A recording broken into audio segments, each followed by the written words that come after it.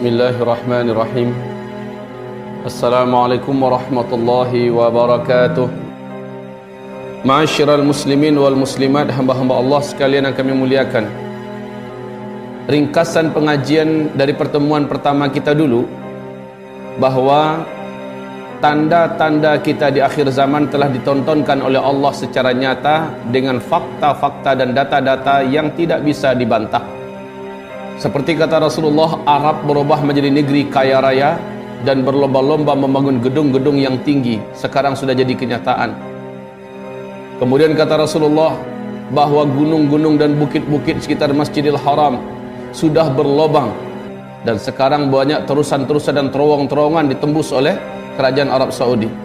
Rasulullah juga menyebutkan gedung-gedung yang dibangun di kota Mekah mengalahkan tingginya bukit-bukit yang ada.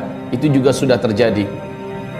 Mekah dan sekitarnya sampai tahun ke-6 sekarang tetap pada musim dinginnya dituruni salju, dan inilah pertanda yang tidak bisa ditutup-tutupi dan juga tidak bisa dibantah.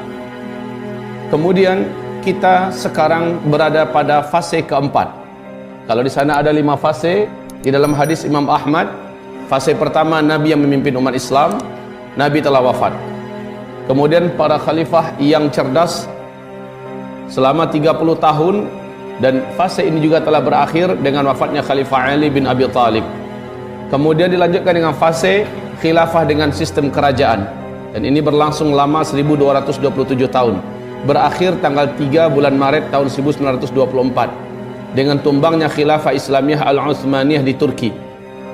Kemudian kita masuk pada fase keempat, fase di mana kita merasakan hidup bagai di atas bara api. Orang yang berislam benar-benar pada akhir zaman benar-benar merasakan beratnya mempertahankan iman.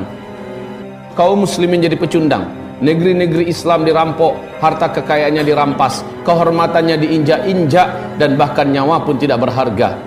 Pada masa fase keempat, manusia berpesta pora dengan demokrasi, dan Nabi menyebutkan itu dengan jelas.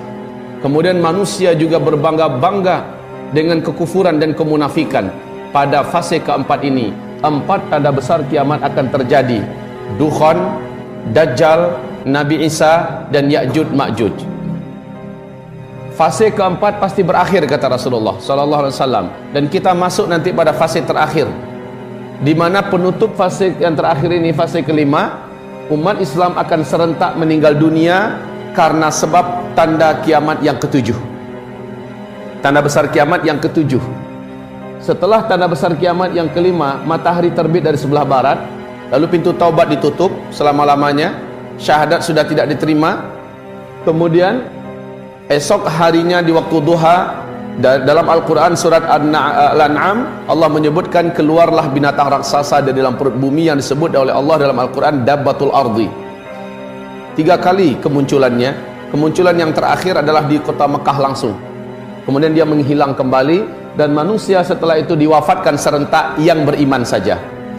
Seluruh umat Nabi, seluruh orang Islam diwafatkan serentak oleh Allah Subhanahu wa ta'ala. Kemudian kaum muslimin, berarti berakhirlah orang Islam di bumi. Yang tersisa hidup hanyalah orang kafir saja, yang tidak kenal Allah, yang tidak beriman dengan Allah, dan jumlah mereka sudah tidak banyak. Bumi menjadi sepi. Kaum muslimin yang kami muliakan, Rasul menyebutkan 1 atau 2 generasi setelah wafatnya seluruh orang Islam di bumi, barulah terjadi kiamat besar, kehancuran alam semesta. Sementara di hadis yang lain, Nabi mengatakan setelah umat Islam ini wafat serentak di muka bumi karena bertiupnya angin lembut dari negeri timur atau Yaman, maka Allah Subhanahu wa ta'ala menjadikan masa 40 tahun setelah itu terjadilah kiamat. Nah, kaum muslimin, hamba-hamba Allah yang kami muliakan, kita sekarang di fase keempat. Kita sekarang di fase keempat, dan fase keempat ini pun sedang di ujung-ujungnya. Di dalam hadis dhaif yang sudah saya tekankan kemarin, hadis dhaif boleh meriwayatkannya dengan catatan wajib melafazkan status hadisnya, tapi tidak boleh dibina di atasnya akidah dan keyakinan. Walau bagaimanapun hadis dhaif tetaplah hadis Nabi SAW. Dia bukan perkataan ulama, bukanlah pernyataan para hukama, tetapi masih ungkapan Nabi Muhammad. Nabi mengatakan, sejak beliau diutus sebagai Nabi dan Rasul sampai umat Islam di muka bumi ini serentak wafat, yang tersedia untuk umatnya hanya antara 1400 tahun hitungan hijriah ke 1500 tahun. Ustaz, itu kan hadis dhaif. Ya, kita tidak boleh membina akidah dan keyakinan di atas hadis dhaif. Mengetahuinya sah-sah saja. Ini yang penting. Kaum muslimin yang kami muliakan, pada fase keempat ini saya bacakan sebuah hadis legendaris. Hadis ini diriwayatkan oleh Imam Bukhari dan juga dalam Muslim. Apa kata Rasulullah? La ya'ti 'alan nasi zaman illa alladhi ba'dahu syarrun minhu hatta talqaw rabbakum. Akan datang nanti suatu zaman, suatu fase, satu masa pada umatku. Inilah masa keempat yang dimaksud. Orang-orang yang hidup pada masa itu akan merasakan beratnya beban hidup, beratnya musibah dan masalah yang mereka pikul, sehingga hari ini terasa lebih berat daripada hari-hari sebelumnya.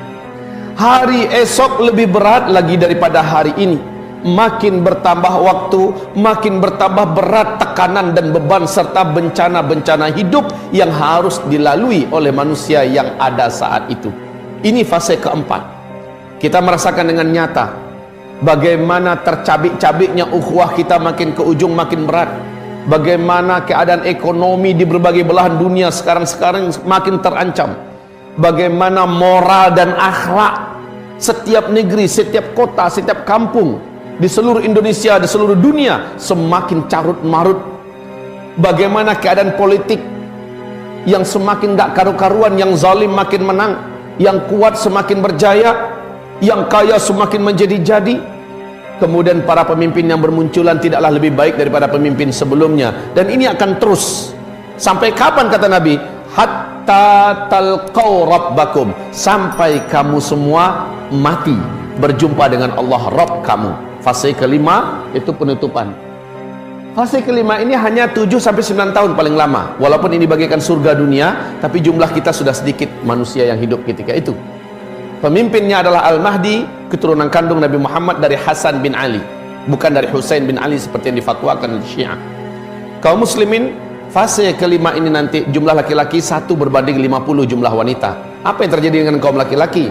Di fase keempat sangat banyak Allah wafatkan kaum lelaki karena musibah, karena peperangan, pembunuhan, pembantaian dan segala macamnya. Ini terjadi pada fase keempat yang sebentar lagi akan sama-sama kita jalani.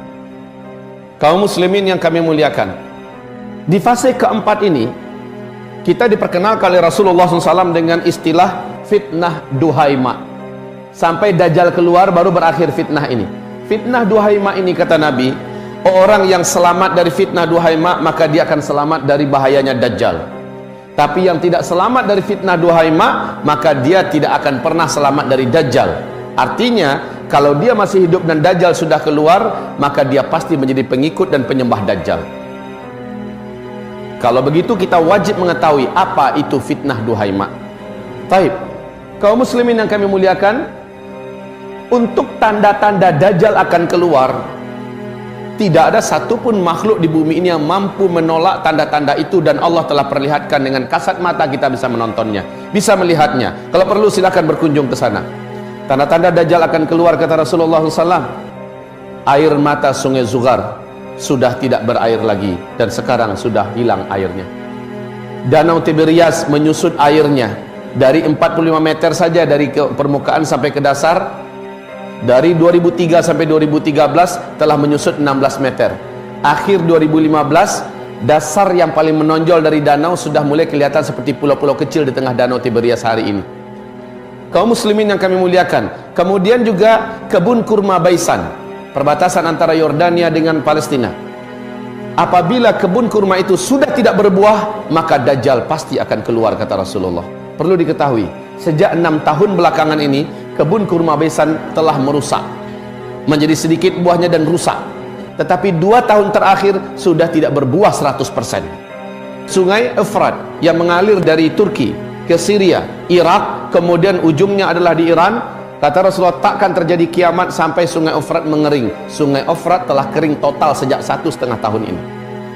tidak lagi berair. Dan ini adalah pertanda kiamat itu akan Allah tontonkan, tapi insya Allah bukan kita orang-orang yang akan menyaksikannya. Alhamdulillah. Hanya masalahnya kita akan menghadapi masa-masa berat di mana Dajjal akan keluar. Astaghfirullah, astaghfirullah, astaghfirullah.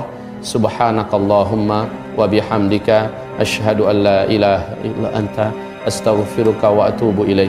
Wabillahi taufiq wal hidayah. Wassalamualaikum warahmatullahi wabarakatuh.